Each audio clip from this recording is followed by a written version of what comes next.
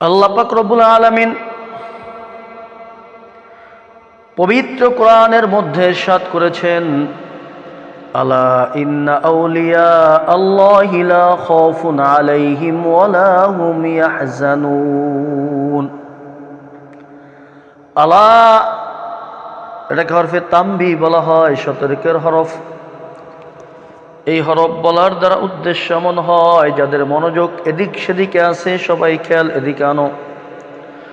সকলের দৃষ্টি আকর্ষণ করা হচ্ছে, আলা মনে রেখো, আলা সাবধান হও, আলা খেয়াল করো।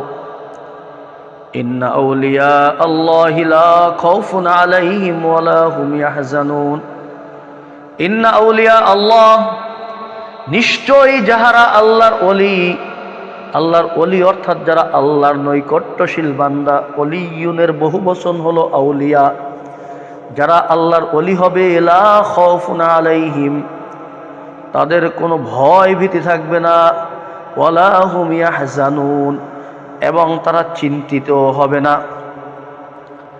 এর মানে হলো যারা আল্লাহর ওলি, যারা আল্লাহর নৈকট্যশীল বান্দা হবে, তাদের জন্য আল্লাহ পাক রব্বুল আলামিন দুইটা বিষয়ে বলতেছেন।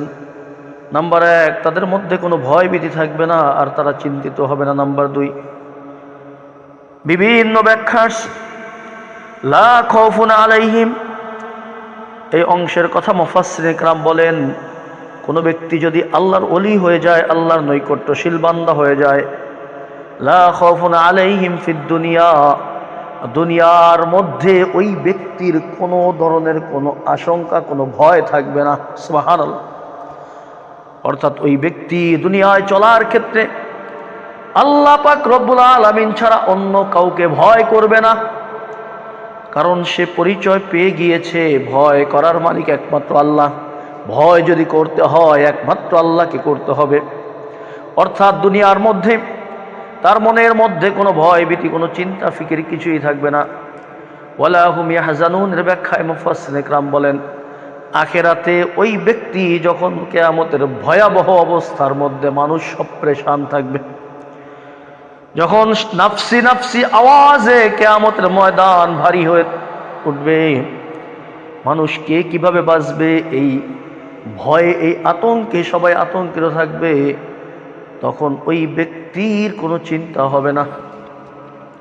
একটা প্রশ্ন জাগে, আমরা সকলে হয়তো শুনেছি, হাদিসের মধ্যে আসছে, যখন কিয়ামতের ময়দান শুরু হবে, উম্মতেরা এক এক নবী, কখন আদম আলাইহিস সালামের কাছে যাবে, নূহ আলাইহিস সালামের কাছে যাবে, এভাবে প্রত্যেক নবীর কাছে যাবে। নবীগণ বলবে, রব্বি নাফসি রব্বি নাফসি, আমার কি হবে, আমার কি হবে। এক এক নবী আর একজনের কাছে পাঠাবে। তাহলে যেখানে নবীগণ পেরেশান থাকবে, চিন্তিত থাকবে, আর এই উম্মতের আল্লাহর ওলি যারা হবে তারা সেখানে নিশ্চিন্ত থাকবে, তাহলে নবীদের থেকে কি ওলিরা বড় হয়ে গেল? নাউজুবিল্লাহ, এটা সম্ভব না। যেটা শুনেছি, নবীগণ পেরেশান থাকবে, রব্বি নাফসি করবে। উম্মতের ওলি যারা হবে, আল্লাহর নৈকট্যশীল বান্দা যারা হবে, তারাও চিন্তামুক্ত থাকবে। বিষয়টা আগে বুঝতে হবে, কিয়ামতের ময়দান কিন্তু এক অবস্থা থাকবে না। যখন মানুষদেরকে কবর থেকে উঠানো হবে, কবর থেকে উঠানোর পরে বিচার কার্য শুরু হয় না, বিচার কার্য শুরু হবে না, বিচারের কাজ শুরু হবে না। যখন বিচারের কাজ শুরু হবে না, তখন মানুষ পেরেশান থাকবে, ভয়াবহ অবস্থা, না জানি কি হবে, এখন কি হতে চলেছে, কি হচ্ছে, কি হবে, এই পেরেশান থাকবে। এই সময় যে চিন্তায় চিন্তিত হওয়া, এই সময় সমস্ত নবীগণ বলেন, যত ওলি বলেন, আউলিয়া বলেন, গাউস কুতুব আর আবদাল বলেন, সব চিন্তায় চিন্তিত থাকবে। কি হবে, কি হবে, সবাই রব্বি নাফসি করতে থাকবে। যখন এই নবীদের কাছে আস্তে আস্তে যাওয়ার পরে আল্লাহ রসুল সাল্লাল্লাহু আলাইহি সাল্লাম, আখিরি নবী হযরত মুহাম্মদ সাল্লাল্লাহু আলাইহি সাল্লামের কাছে যাবে, তখন রসুল বলবে, রব্বি হাবলি উম্মতি, হে আমার আল্লাহ, আমার উম্মত, আমার উম্মত, উম্মত, উম্মত করবে। এই যে রসুল সিজদার মধ্যে থাকবেন, রসুল যখন উম্মতরা আবেদন করবে, আল্লাহ পাক রব্বুল আলামিন এটাকে রসুল মাথা উঠাবেন। এরপর আল্লাহ রসুল সাল্লাল্লাহু আলাইহি ওয়াসাল্লাম আল্লাহর কাছে আবেদন করবেন, ও আল্লাহ, বিচার কার্য শুরু করো। তোমার বান্দা আমার উম্মতদের আর এভাবে কত সময় যাবে, বিচার কাজ শুরু করো। সুবহানাল্লাহ বলেন না। এই যে রসুলের আবেদনে আল্লাহ পাক রব্বুল আলামিন বিচার কাজ শুরু করবেন, এই যে আবেদন করার অধিকার, এই যে আল্লাহর কাছে সুপারিশ করার অধিকার, এটা একমাত্র আপনার আমার নবীরই থাকবে। বলেন না সুবহানাল্লাহ। এই অধিকারটার নামই হলো মাকামে মাহমুদ। আল্লাহ রসুল এজন্য বলেছেন, তোমরা আমার জন্য মাকামে মাহমুদের আবেদন করো, মাকামে মাহমুদের দোয়া করো। প্রত্যেক আজানের পরে আমরা বলি, ওয়াবাসু মাকামাম মাহমুদান আল্লাযী ওয়া'আদতা। এই মাকামে মাহমুদের ওয়াদা আল্লাহ আপনার আমার নবীর জন্য করে রেখেছেন। এই যে সুপারিশে বিচার কার্য শুরু হবে, এটা একটা অনেক বড় অধিকার, অন্য কোনো নবী সাহসও করবেন না।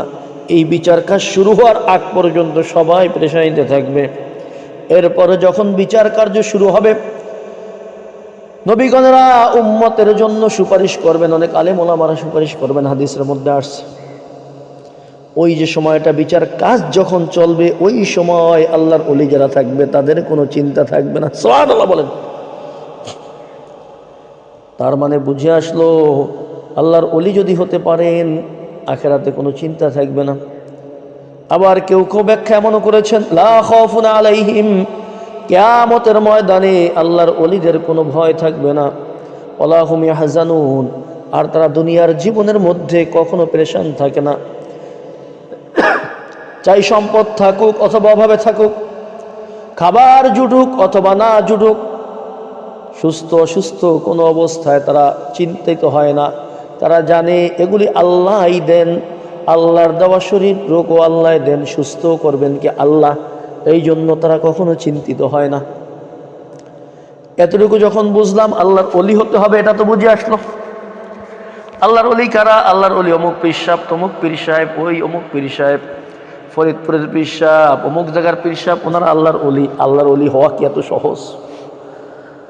আল্লাহর ওলিকে ধোকায় পড়া যাবে না। আল্লাহ পাক রব্বুল আলামিন নিজেই পরিচয় দিয়ে দিয়েছেন, আমার ওলিকে দুটি গুণের অধিকারী হতে হবে। কয়টি গুণ বলেন? কয়টি গুণ?